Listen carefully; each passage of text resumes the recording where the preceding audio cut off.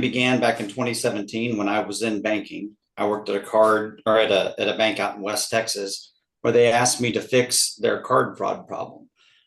We did everything that the industry told us to do. We reissued a chip card. We cleaned up their portfolios. Husband and wives both got new card numbers. And at the end of the year, after spending $1 million and tripling our card production expense, our fraud numbers were 17% higher.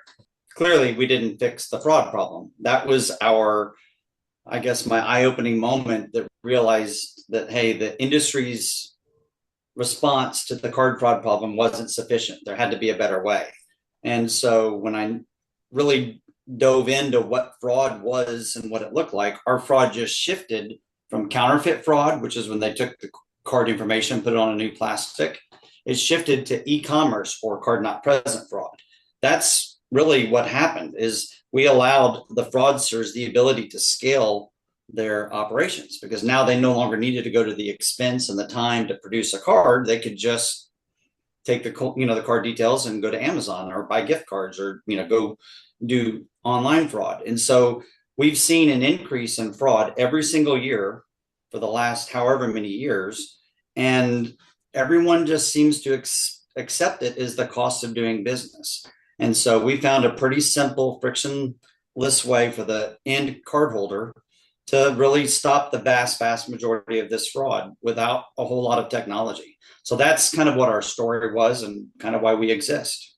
Well, all things being equal, the simplest explanation is probably the correct one. And that's kind of the premise that we really and truly work off of.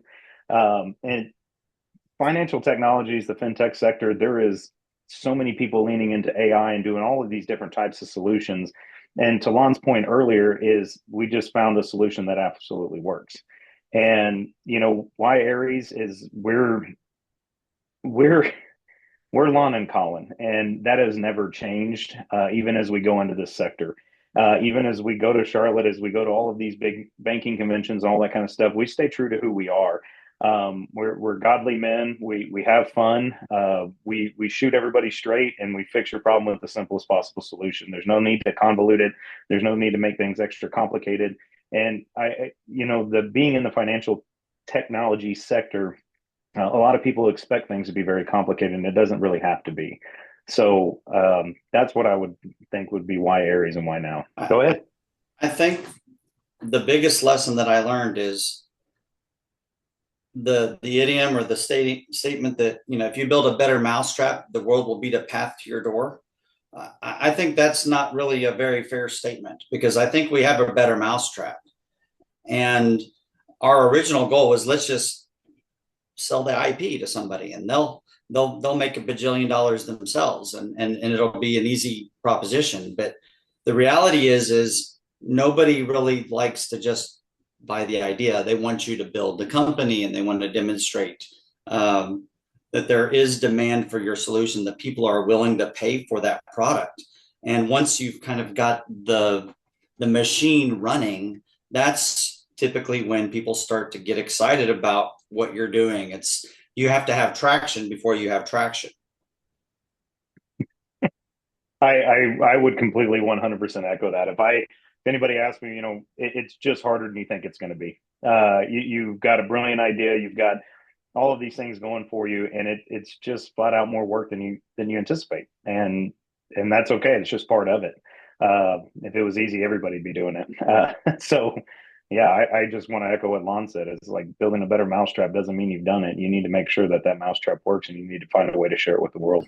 And it's funny. Colin mentioned that we're both godly men, and my church has, on the first day of every month, we go and pray. And this morning at 6 to 7, me and my daughter were at the church when we were praying on this, and the pastor said, there is no such thing as work-life balance. It's priorities first.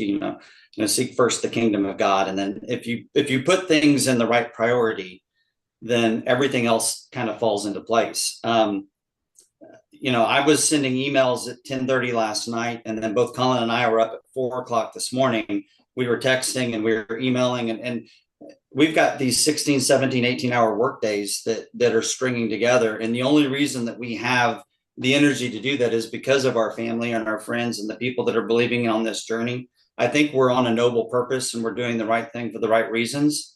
But we have to have some sort of balance. I'm coach of my kids' soccer teams, and I have to do a lot of things with my church. And Colin has a lot of things that he has with some of our other businesses and his other businesses. So we've got a lot of balancing acts that are going on, a lot of plates that are spinning. And it's just when you only have this much time, but you have this much stuff to do, you have to really learn how to prioritize and what is the most next important thing that you have to work on.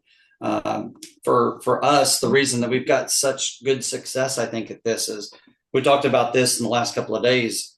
I'm kind of the chess player in the sense that I think of 1 or 2 or 3 or 4 steps ahead. And that's kind of where my head is looking around the corner. Colin is a great checker player, meaning he's got his head down and he pushes, and he's the guy that gets the stuff. He's the GSD, gets stuff done. I'll clean it up so that hopefully our kids will watch this, but that doesn't mean that he's not a good strategic thinker. It's just that we have strengths that we complement each other. And it's because of those complementing strengths that we've got that allow us to achieve that sort of balance, which I'll argue that really doesn't exist. Yeah, I agree. Like work-life balance it's not a thing. It's never equal. It's like a marriage, everybody says you 100%, 100%. It's like sometimes my wife's at 100% and I'm at 10. Sometimes she's at, sometimes I'm at 100%. And it's the same thing in business and dealing with your work-life balance is when you're doing one, you have to do it fully. Before we started recording, I told you we just got back from Italy. And that was my time with my wife, and that was my life side of balance. And I spent a week, and I pretty much unplugged for that entire week to be there. And when I came back, the world was out of balance. I had way too many emails, way too many things to do. And so now I've got to dedicate to that. And having a work-life balance, I think, is just a lot of communication, and understanding where you're at with work and life. And having a good spouse. Lon and I are both fortunate to be married to amazing women, and they understand. It's like, hey, I got to buckle down right now. And as long as you communicate that, it works out. But you got to remember that the scale's always tipping. So if you don't put some weight on that other side of the scale, it's never going to be in equilibrium. But you got to make sure it tips both ways at times. I'm going to say that charcuterie table, that was unbelievable. No, I mean, ultimately, what I always take away, what I find most important is always the people. You never you don't do anything by yourself. As smart as we want to pretend we are, we're not doing this by ourselves. We all the other people, like yourself, Sarah, Dan and Sarah, all the other owners, like you glean so much from them. And I without a doubt, the people are my favorite part of it. I think the people are good. But, to be candid, I think the best part was the little scooters. I've never done that before. You can get on those little scooters and ride all around downtown, and you get a whiskey drink or two, and you're going up and down the sidewalks and ringing your bells, and it's fun. But we're making great connections. We are working, extremely long, busy days and hours. We're leaning into this program. I genuinely am a believer of you reap what you sow. And if you're planting apple seeds, you can't get oranges, right? And so we're putting into this program every ounce of energy and effort that we possibly can so that we can reap good benefits on the back end. And I think that's what I think is the most impressive to me about this program. It's highly coveted. It's well respected. The mentors and the advisors that are assigned and our board chair, along with the RevTech crew, everybody that we have met, it's humbling because these guys have either done what we were trying to do, or they have extremely great connections that are going to help us be successful on our journey. And your mission at RevTech to decrease the probability of failure or to increase the probability of success is absolutely fulfilled with everything that you guys do and how you guys interact with us. And so I'm eternally grateful for that.